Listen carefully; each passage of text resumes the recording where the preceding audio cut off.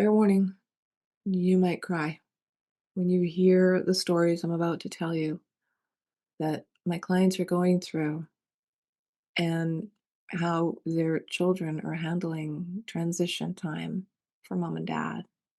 Usually it's just actually one of them by the time they reach me because now the family home has to be sold and it's not a fun scene. I recently had coffee with a daughter of one of my clients who's really overwhelmed. She has a full-time job, she has children, she has to take care of her house, and she has to take care of her mom's house, but her mother doesn't live nearby. So, yes, now she's going over to the mother's house. And, we're having coffee, and she's just in tears. The overwhelm, the stress of dealing with an aging parent who layers something else on top of you. And, she said to me, I'm feeling guilty because my mother is not an inconvenience and I don't want her to feel like an inconvenience, but I'm breaking down. So we need to sell her house. She needs to move closer to me or with me or somewhere nearby because it's too much. It's just too much strain. And if you're feeling that, if you feel that, if you're in that sandwich generation, please know you're not alone. You are not alone. This story is not new. And there's not necessarily a quick answer, but it's a process that you have to go through. And that's why she wanted to sit down and talk to me so we could begin the process. So a year from now, hopefully, fingers crossed, mom's has moved and life can be a little bit easier on everyone. But that is the process. It's this process that takes time. Move before you have to move. It's so much better. It's not easy, but in hindsight, it's so much better. And how do I know this? Well, me personally, I've been going through this for at least 10 years. Yeah. Yeah. And thankfully, I have siblings, so I'm not alone in this quest. And it all began. And if you've been watching my show, you know that my father had Alzheimer's, and my mom reached a point where she could no longer care for him in the home, and it became an urgent situation.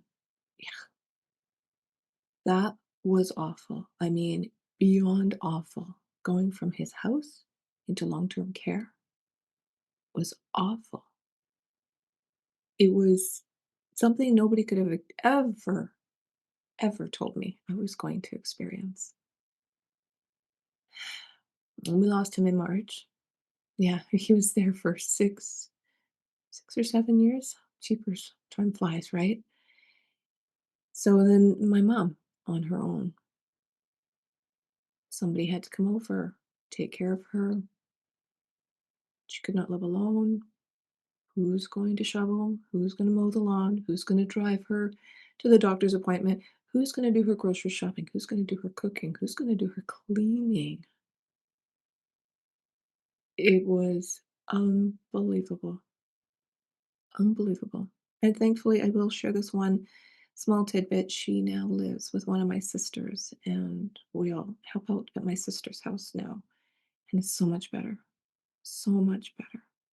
But I mean, picture this: my dad's in a facility, my mom's still in her own home.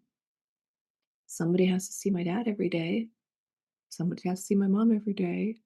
I mean, it's a lot to take on, and it really that whole scenario with long-term care, it made me question the meaning of life. Because because honestly, he's worked so hard all his life, and this is how life ends? Man, anyways, I might cry. But why is this different? Why is this different when it comes to dealing with my clients? It's because I've walked in your shoes. I'm still walking in your shoes.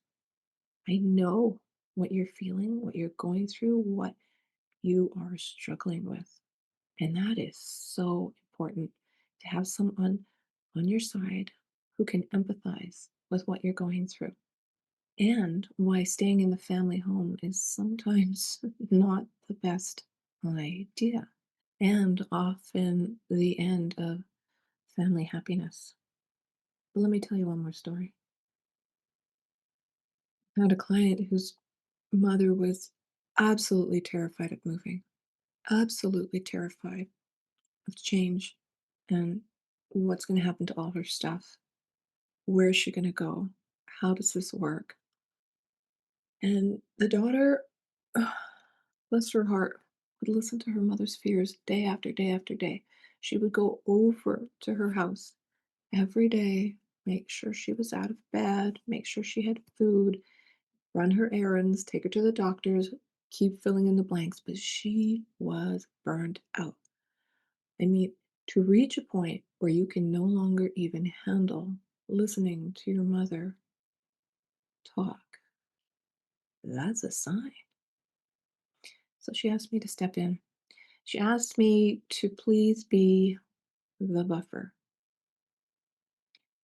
Please be the buffer between me and my mom so my mom can tell you all her fears and you can be neutral in listening to her and addressing those fears and telling her everything's going to be all right because it is.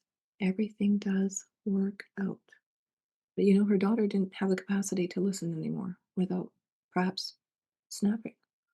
You don't want that happening. This is your family. This is your mother. She cherishes her. But it reaches a point where the overwhelm kicks in. So I empathized with her. I sat with her. Every week we got together.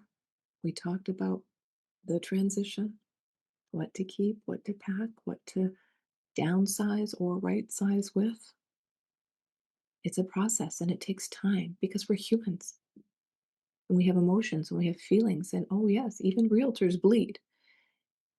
But that's what you have to do if you want to keep the peace in the family, because otherwise it can get just nasty. It can get nasty. I'm not even going to sugarcoat that one. So I became the buffer, and their relationship is still strong today. And they're still clients. I see them now and then. They have nothing to sell. They have nothing to sell. But that's a relationship I cherish because this business is personal. Lots of businesses are personal, but who is ever going to give you that trust is huge. So I am loyal to the bitter end. Loyal. Here's another scenario for you. I think I call it the ripple effect. Okay, sandwich generation aside, this is what I'm seeing. Not only are the children expected to help out mom and dad with maintenance, I have people that tell me, oh, my grandchildren's going to come over. They're going to shovel the walk. They're going to mow the lawn. They're going to fix my TV remote. I'm like, what? Your grandchildren? Your grandchildren? You mean these young adults in their 20s who should be thriving and growing and flourishing and being and going out and having fun on the weekends and doing crazy things that we all used to do, right? That's what life's all about. You have to live life to the fullest. And I love my grandparents. Do not get me wrong. They're no longer with me, of course, but of course I would help them out. But they never expected me to come over. If I was in the area, absolutely not a problem. Let's go. But it wasn't like that when I was growing up. They didn't expect that from their grandchildren. But I'm hearing this more and more. So not only do we have a mother who counts on her daughter. This is yet another family, and I'm just one person, so I have a million of these stories.